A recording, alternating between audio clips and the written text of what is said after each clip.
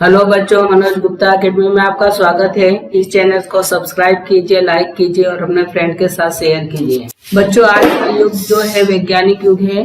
मानव अपनी जरूरतें पूरी करने के लिए तरह तरह की खोजें करता चला आया है, यानी शोध करता चला आया है, जिसके कारण मानव जीवन में बदलाव आता गया। उदाहरण जैसे मनुष्य भोजन प्राप्ति के लिए पहले प्राचीन काल में मनुष्य भोजन के लिए जंगल में भटकता रहता था, शिकार करता रहता था। बाद में कृषि का ज्ञान होने के बाद वह एक जगह स्थिर रहने लगा, कृषि करने लगा। उसी प्रकार धीरे धीरे आज का युग आधुनिक युग है, संगणक युग है। आज बदलाव हो गया। आज हम यहाँ बैठ के कोसों दूर लोगों से बातें कर सकते हैं, उनको देख सकते हैं, यानी जीवन में धीरे धीरे बदलाव आता गया। तो आज का हमारा लेसन है बदलता जीवन भाग 1। अभी तक हमने वर्ष 1961 से वर्ष 2000 तक के कालखंड का अध्ययन किया है। 20वीं और 21वीं सदी में परिवर्तन की गति तीव्र थी, तीव्र मतलब तेज थी, और मानव जीवन तेजी से बदल रहा है। पहले हम जिन बातों की कल्पना भी नहीं कर सकते थे, अब वो बातें जो है ऐसा लगने लगा कि वास्तविक, मतलब ऐसा लगता है कि जैसे वो सच में है, वास्तविकता में उतरी जा रही है। मतलब ऐसा लगता है कि उसमें सच्चाई है। प्राचीन काल और मध्य युग के काल में धर्म जो है मनुष्य की एक महत्वपूर्ण पहचान थी, यानी धर्म को मनुष्य ज्यादा महत्व देता था। हिंदू, मुस्लिम, सिख, ईसाई, जैन, बौद्ध, पारसी और जीव धर्म आदि धर्मों के सामने आधुनिकीकरण ने चुनौती खड़ा कर दी। मध्यकाल में धर्म को बहुत ज्यादा महत्व था। हमारे देश में बहुत सारे धर्म के लोग रहते थे, जैसे हिंदू, मुस्लिम, सिख, ईसाई, ये सभी धर्म के लोग रहते थे। और उस समय हमारे समाज में जाति पाति का भेदभाव था, सती प्रथा था, अंधविश्वास था।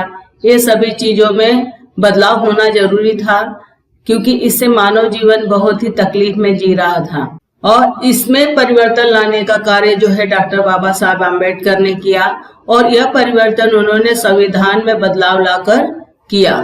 देखो बच्चों, यहाँ चित्र दिया गया है, अनुष्ठान कर रहे हैं, यज्ञ कर रहे हैं। पहले का अनुष्ठान इस तरह से होता था कि उसमें जो गरीब लोग थे वो मारे जाते थे, उनसे जबरदस्ती अनुष्ठान करवाया जाता था। बलि वगैरह देने की भी प्रथा थी, सती प्रथा था। तो इस प्रकार से मानव जीवन जो है वो बहुत ही व्यथित होते थे, दुखी होते थे। हमारे संविधान के अनुसार कानून के सामने सभी भारतीय समान हैं, चाहे कोई भी धर्म का हो, कोई भी वंश का हो, कोई भी जाति का हो, या कोई भी लिंग का हो, अथवा कोई भी जन्म स्थान में उसका जन्म हुआ हो। इस आधार पर उस पर भेदभाव नहीं किया जा सकता है, उस पर रोक लगाया गया है। सभी नागरिकों को भाषण और अभिव्यक्ति की स्वतंत्रता है, यानी कोई भी मानव या मनुष्य कहीं पे भी अपनी बातें बोल सकता है, अपने विचार लोगों के सामने रख सकता है, उस पर कोई सी प्रकार की पाबंदी नहीं है। पहले के काल में क्या रहता था कि अगर राजा महाराजा के सामने अगर कुछ बोलना है तो बहुत सोच समझकर बोलना होता है, नहीं तो एक गलत बात से जो राजा होते थे वो प्राण दंड दे सकते थे। शांतिपूर्ण ढंग से बिना हथियार के हम एक जगह इकट्ठे हो सकते हैं, संगठित हो सकते हैं, इस पे किसी प्रकार का रोक नहीं है। भारत में किसी भी राज्य के क्षेत्र में हम मुक्त रूप से घूम फिर सकते हैं, रह सकते हैं तथा अस्थायी तौर पर भी रह सकते हैं। जैसे उदाहरण के स्वरूप बहुत सारे कलकत्ता से, उत्तर प्रदेश से और कर्नाटक, केरल, दिल्ली, सभी स्थान से लोग एक जगह से दूसरे जगह जाते हैं और रहते। इस पे किसी प्रकार की पाबंदी नहीं है। अपना व्यवसाय वहां रहकर कर सकते हैं, अस्थायी तौर पर भी वहां रह सकते हैं। भारत में किसी भी भाग में रहने वाले नागरिकों को स्वयं की भाषा, लिपि एवं संस्कृति का संवर्धन करने का अधिकार है। भारत में किसी भी भाग में भी कोई भी रहे, जैसे मान लो कोई यूपी का आदमी यहाँ आया, उत्तर प्रदेश का, तो ये वहां पर महाराष्ट्र में आके वो अब चाहे तो अपनी भाषा बोल सकता है, या अपनी लिपि को लिख सकता है, अपनी संस्कृति यानी त्योहार वगैरह मना सकता है। इसपे ऐसा महाराष्ट्रियन लोग या कोई भी लोग इसमें पाबंदी नहीं लगा सकते कि तुम हमारा ही त्योहार मनाओ या हमारा ही भाषा बोलो। संविधान में इन प्रावधानों के कारण, प्रावधान का मतलब होता है नियम अथवा कानून, तो संविधान में जो कानून बना है, इन कानूनों के कारण जाति व्यवस्था ढांचे पर आघात पहुंचा है। मैंने बताया था कि पहले के समाज में जाति व्यवस्था बहुत ज्यादा फैला हुआ था। वंश परंपरागत व्यवसाय की कल्पना काल बहाल होने में सहायता मिली। कहने का मतलब पहले अलग अलग वंश के लोग अलग अलग अपना अलग अलग व्यवसाय करते थे। जैसे यहाँ दिया गया है, देखो बढ़ई अपना कार्य कर रहा है और बढ़ई का बेटा भी वही कार्य करता था। उसके अलावा ऊपर लोहार का कार्य दिया गया है, लोहार अपना कार्य लोहे का कार्य कर रहा है और उसका बेटा भी वही कार्य सीख कर वही कार्य करता था। उसी प्रकार यहाँ कुम्हार का भी कार्य दिया गया है। कुम्हार जैसे मटके वगैरह बनाने का कार्य करता है तो उसका बेटा भी वही।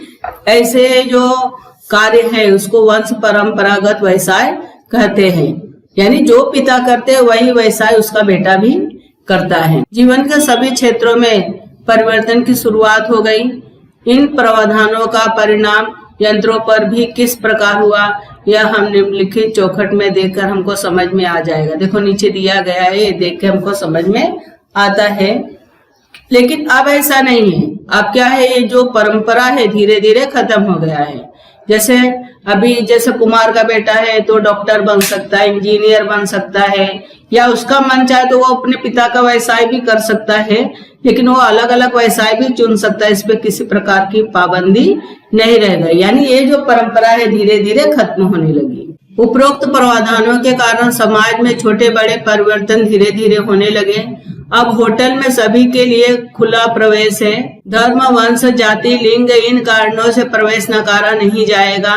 ऐसी तख्तियां होटलों में हम देखते हैं। पहले क्या था कि जो ऊंची जाति के लोग थे, उस निम्न वर्ग के लोग जो निचली जाति के लोग हैं, उनके साथ बैठकर खाना पसंद नहीं करते थे, क्योंकि उस समय जाति पाति का बहुत भेदभाव था। लेकिन अब ऐसा नहीं है। अब ऐसा तख्ती लगा दिया गया है होटलों में कि यहाँ पे किसी भी धर्म, वंश या जाति या लिंग का होगा, वो सभी को उसमें होटल में प्रवेश मिल सकता है। उसके प्रवेश को नकारा नहीं जाएगा। पहले राजसत्ता के विरुद्ध विचार प्रकट करने की कुछ मर्यादाएं थी। अब भारतीय नागरिक समाचार पत्र अथवा भाषण और अन्य माध्यमों के द्वारा भारत सरकार के विरुद्ध विचार प्रकट कर सकते हैं। हमें अमान्य लगने वाली बातें हम बोल सकते हैं। यह बहुत बड़ा परिवर्तन स्वातंत्रोत्तर कालखंड में हुआ। मैंने पहले भी बताया कि जिससे राजा महाराजा लोग रहते थे तो उनके सामने लोग अपने मन की बातें नहीं बोल सकते थे। जो भी बोलना था तो बहुत सोच समझ कर बोलना होता था, क्योंकि राजा के मन के ऊपर रहता था। वो किसी को प्राण दंड भी दे सकता था या छोड़ भी सकता था। तो इसके लिए जो भी भाषण देना था या कुछ बोलना तो सोच समझ के बोलना होता था। लेकिन अब ऐसा नहीं है। अब हम लोकतंत्र, हमारे देश में लोकतंत्र शासन पद्धति है और उसमें हमको यह अधिकार मिला है कि हम अपनी भाषा बिना डर के, बिना झिझक के हम बोल सकते हैं। ब्रिटिशों के शासन काल में डिब्बे के 4 प्रकार थे। फर्स्ट, सेकंड, इंटर और थर्ड क्लास जैसे 4 वर्ग थे। तीसरे वर्ग के यात्रियों के लिए मामूली सी सुविधाएं और उन यात्रियों की ओर देखने का नकारात्मक दृष्टिकोण, इस कारण यह वर्ग मानव भारतीय समाज व्यवस्था का प्रतीक बन चुका था। कहने का मतलब क्या है, ये 4 प्रकार थे, उसमें जो चौथा प्रकार था थर्ड क्लास का, उसमें एकदम निचले वर्ग के लोग बैठते थे। उसको एकदम हीन माना जाता था, तुच्छ माना जाता था। 1978 के रेल बजट के तत्कालीन रेल मंत्री मधु दंडवते ने तीसरी श्रेणी की व्यवस्था समाप्त कर दी। देखो बच्चों, यहाँ चित्र दिया गया है मधु दंडवते का। इन्होंने जो पहले के 4 वर्ग थे, फर्स्ट, सेकंड, इंटर और थर्ड, इन्होंने तीसरी श्रेणी व्यवस्था को समाप्त कर दिया और उसकी जगह में बाद में उन्होंने मुंबई पुणे के बीच सिंहगढ़ एक्सप्रेस और मुंबई कलकत्ता के बीच गीतांजलि एक्सप्रेस, ये वर्ग रहित गाड़ियां प्रारंभ की। वर्ग रहित यानी इसमें किसी प्रकार का वर्ग नहीं था, इसमें कोई भी आदमी जाकर बैठ सकता था। देखो बच्चों, यहाँ चित्र दिया गया है सिंहगढ़ एक्सप्रेस का और नीचे दिया गया है चित्र है गीतांजलि एक्सप्रेस, ये जो रेलगाड़ियों का चित्र है। परिवार संस्था, स्वतंत्रता पूर्व कालखंड में परिवार संस्था भारतीय समाज का एक प्रमुख पहचान था। संयुक्त परिवार पद्धति देश के रूप में भारत संसार भर में पहचाना जाता था। वैश्वीकरण की लहर में विभक्त परिवार पद्धति को बढ़ावा मिला। देखो बच्चों, यहाँ चित्र दिया गया है संयुक्त परिवार और यहाँ जो दिया है विभक्त परिवार। जब हमारे देश को आजादी नहीं मिला था तो हमारे देश में संयुक्त परिवार पद्धति ज्यादा देखने को मिलता था। हर जगह एक घर में माता, पिता, चाचा चाची भाई बहन सब उसी में रहते थे। लेकिन धीरे धीरे क्या हुआ, वैश्वीकरण आया और वैश्वीकरण आने के कारण लोग एक जगह से दूसरे देश में स्थलांतरित होने लगे। व्यापार के लिए, व्यवसाय के लिए, शिक्षा के लिए लोग एक स्थान से दूसरे जगह जाने लगे, जिसके कारण विभक्त परिवार आया, यानी छोटा परिवार आया। उसमें पति पत्नी और 2 बच्चों का समावेश होता है। समाज कल्याण, कल्याणकारी राज्य स्थापित करना ही हमारा उद्देश्य है। यह भारत के संविधान में उल्लेखित है। जो हमारा संविधान बना है उसमें पहला चीज ये दिया गया है कि ऐसा राज्य स्थापित किया जाए जो कि कल्याणकारी है, सभी के भलाई के बारे में सोचा जाए। ऐसा उल्लेख करने वाला भारत जो है विश्व का पहला देश है। भारतीय नागरिकों को पूर्ण रोजगार, स्वास्थ्य सुविधाएं, शिक्षा एवं विकास के अवसर उपलब्ध करवा देना समाज कल्याण कार्यक्रम के उद्देश्य है। भारतीय समाज में आर्थिक, सामाजिक, शैक्षिक, सांस्कृतिक विषमता बड़ी मात्रा में व्याप्त है। यानी आज भी देखा जाए तो हमारे देश में आर्थिक मतलब गरीब लोग, अमीर लोग हैं। सामाजिक का मतलब ये होता है कि समाज में ऊंची जाति के लोग हैं, निचली जाति के लोग हैं, आदिवासी लोग हैं। शैक्षिक का मतलब होता है बहुत सारे लोग पढ़े लिखे नहीं हैं। सांस्कृतिक का मतलब होता है अलग अलग धर्म को निभाने वाले लोग हैं। और धर्म में विषमता पाई जाती है। कुछ लोग अपने धर्म को ज्यादा महत्व देते हैं, दूसरे धर्म को, हिंदू मुस्लिम, इस प्रकार का लड़ाई झगड़ा आपस में होता रहता है। तो ये जो है हमारे समाज में फैला हुआ है। महिलाएं, बच्चे, दिव्यांग, दिव्यांग का मतलब वो होता है कि जिस अपाहिज जिसको बोलते हैं, जिसका कोई भी अंग ना हो, दिव्यांग। और अनुसूचित जाति और जनजाति, अनुसूचित जाति मतलब जो निचली जाति के लोग रहते हैं, जैसे हरिजन हो गया, पासवान हो गए, इस प्रकार के जो अलग अलग जाति है वो अनुसूचित जाति में आते हैं। और जनजाति का मतलब होता है आदिवासी। अल्पसंख्यक का मतलब होता है भारत में जिसकी संख्या कम हो, जैसे ईसाई हो गया, पारसी हो गए। इन सभी तक विकास के अवसर जो है पहुंचाना आवश्यक था, यानी सभी का विकास होना चाहिए। स्वातंत्रोत्तर कालखंड में सरकार के सामने यह सबसे बड़ी चुनौती थी। इसके लिए भारत सरकार ने 14 जून 1964 को समाज कल्याण मंत्रालय स्थापित किया। समाज कल्याण मंत्रालय जो है समाज की भलाई के लिए कार्य करता है। इस मंत्रालय के अंतर्गत पोषण मतलब सभी के अंदर कुपोषण न हो, सभी का अच्छा पोषण हो, और बाल विकास, सामाजिक सुरक्षा और सामाजिक संरक्षण, स्त्री कल्याण एवं विकास के कार्यक्रम कार्यान्वित किए जाते हैं। इस प्रकार की व्यवस्था राज्य स्तर पर भी की गई है। देखो बच्चों, यहाँ पे विकलांग का चित्र दिया गया है, विकलांग का विकास हो, उसके अलावा बच्चे आपस में पढ़े लिखे, इनका अच्छी तरह से पोषण हो, इनका विकास हो। इसके अलावा देखो महिलाओं को आगे बढ़ाने का प्रयत्न किया गया है। कहने का मतलब ऐसा जो कार्य है समाज कल्याण मंत्रालय द्वारा किया जाता है, यह जो व्यवस्था है पूरे देश में भी किया जाता है, उसके अलावा पूरे राज्य स्तर पर भी किया जाता है। अलग अलग राज्यों में भी समाज कल्याण मंत्रालय है, जो कि राज्य में जो महिलाएं हैं, जो विकलांग लोग हैं, जो कुपोषण की बीमारी है, इस सभी के लिए कार्य करती है। अनुसूचित जातियां एवं जनजातियां, मैंने बताया अनुसूचित जातियां मतलब जो निचले जाति के लोग रहते हैं। मैंने हरिजन वगैरह का उदाहरण दिया है, देखो यहाँ चित्र दिया गया है। और जनजातियां देखो नीचे दिया गया है, जो आदिवासी लोग रहते हैं उनको जनजाति कहा जाता है। वर्ष 1971 की जनगणना के अनुसार देश में 22% लोग अनुसूचित जातियों एवं जनजातियों के थे। कहने का मतलब अगर हमारे देश की संख्या 100% है तो उसमें 22% जो है अनुसूचित जाति और जनजातियों का है, यानी निचले वर्ग के लोगों का है। इन सबके लिए कानून बना के शैक्षिक छात्रवृत्ति का मतलब होता है स्कॉलरशिप, एवं प्रतिनिधित्व का मतलब होता है इनको नेता बनाना। संसद और राज्य विधिमंडल और सरकारी सेवाओं में कुछ स्थान जो है आरक्षित रखा गया है। इनका विकास हो, ये आगे बढ़े, इसलिए इनको पढ़ाया लिखाया जाता है और उनको हर एक क्षेत्र में आगे बढ़ाने के लिए उनको कुछ स्थान आरक्षित रखा जाता है। जैसे नेता हो गए या अधिकारी का पद हो गया, या बड़े बड़े अधिकारी इनको बनाया जाता है ताकि इनका भी विकास हो और ये भी समाज के बराबरी में आ जाए। सार्वजनिक स्वास्थ्य, प्रथम कर्तव्य के रूप में सरकार भारतीय जनता के रहन सहन का स्तर बढ़ाए, उनका पोषण करे एवं सार्वजनिक स्वास्थ्य भी सुधारे, ऐसा उल्लेख भारतीय संविधान में किया गया है। इसके लिए केंद्र सरकार का स्वास्थ्य एवं समाज कल्याण मंत्रालय इस संदर्भ में राज्य सरकार की सहायता करता है। छठी पंचवर्षीय योजना में ग्रामीण क्षेत्र के लोगों, आदिवासियों एवं गरीब लोगों को प्राथमिक स्वरूप के स्वास्थ्य सेवाएं तथा चिकित्सा सेवाएं उपलब्ध करवा देना इनका उद्देश्य था। इसके लिए स्वास्थ्य संदर्भ में भारत में एलोपैथी, यूनानी, होम्योपैथी, आयुर्वेद और प्राकृतिक उपचार पद्धतियों को मान्यता देकर नागरिकों का स्वास्थ्य उत्तम रखने का प्रयत्न शुरू किया गया। देखो बच्चों, यहाँ दिया गया एलोपैथी, जिसका हम गोली वगैरह खाते हैं, डॉक्टर के पास जाते हैं, एलोपैथी है। यहाँ पे दिया गया है यूनानी दवाई कैसे बनाया जाता है। उसके बाद यहाँ दिया गया होम्योपैथी, छोटी छोटी देखो साबूदाने की गोलियों जैसी है, इसको होम्योपैथी कहा जाता है। आयुर्वेद का दिया गया, आयुर्वेद को तुम लोग जानते ही हो, जो प्राकृतिक रूप से किया जाता है। और यहाँ पे प्राकृतिक उपचार दिया गया है, जिसमें इसमें भी प्राकृतिक चीजों का उपयोग किया जाता है और मनुष्य के स्वास्थ्य को अच्छा रखने का प्रयत्न किया जाता है।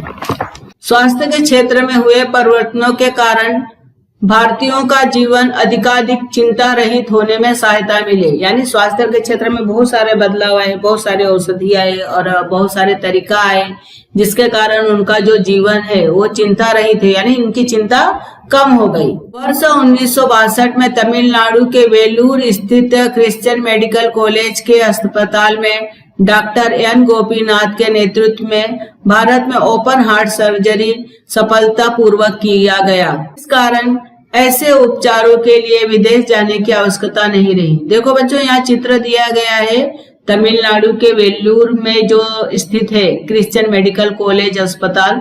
यहाँ पर देखो, यहाँ चित्र दिया गया है डॉक्टर एन गोपीनाथ, इन्होंने ओपन हार्ट जो सर्जरी होती है उसको उन्होंने पहली बार सफलता पूर्वक किया। देखो यहाँ दिया गया हार्ट कैसे, हार्ट कहाँ रहता है, उसके बाद हार्ट का ऑपरेशन करते हुए यहाँ पर डॉक्टर दिखाए गए हैं। बहुत बड़ा ऑपरेशन होता है और इसके लिए लोग विदेश में जाते थे, और लेकिन जब अपने देश में होने लगा तो विदेश जाने की जरूरत नहीं रह गई। जयपुर फुट की खोज से भारत के जो दिव्यांग थे, जो अपाहिज लोग थे, उनका जीवन ही बदल गया। 1968 से पूर्व एकाध व्यक्ति जब दुर्घटनाग्रस्त होकर अपना पैर गंवा बैठता तो शेष जीवन उसके लिए बहुत कठिनाई पूर्वक गुजारना पड़ता था। इस पर उपाय के रूप में डॉक्टर प्रमोद सेठी ने कुशल कारीगर रामचंद्र शर्मा की सहायता से कृत्रिम हाथ, पैर, नाक, कान तैयार किए। देखो बच्चों, यहाँ चित्र दिया गया है जयपुर फुट का जो खोज होने के बाद यहाँ पर नकली पैर वगैरह बनाए गए हैं, जिसके कारण मानव जीवन का जो अपाहिज लोग थे उनके लिए एक वरदान साबित हुआ। देखो नीचे चित्र दिया गया है डॉक्टर प्रमोद सेठी का, और इस तरफ दिया गया है जो कुशल कारीगर है रामचंद्र शर्मा, इन्होंने इसमें बहुत बड़ा उपलब्धि हासिल किया है। जयपुर फुट तकनीक के उपयोग से तैयार किए गए कृत्रिम अंगों के कारण, कृत्रिम अंग यानी बनावटी अंगों के कारण, जिसको आर्टिफिशियल भी कहते हैं, दिव्यांग रोगी नंगे पैर उबड़ खाबड़ जमीन पे चलना, दौड़ना, साइकिल चलाना, खेतों में काम करना, पेड़ पे चढ़ना, पर्वतारोहण करना। देखो यहाँ चित्र दिया गया है विकलांग व्यक्ति कैसे पर्वतारोहण कर रहा है, यानी पर्वतारोहण करने जैसे काम भी आसानी से कर सकता है।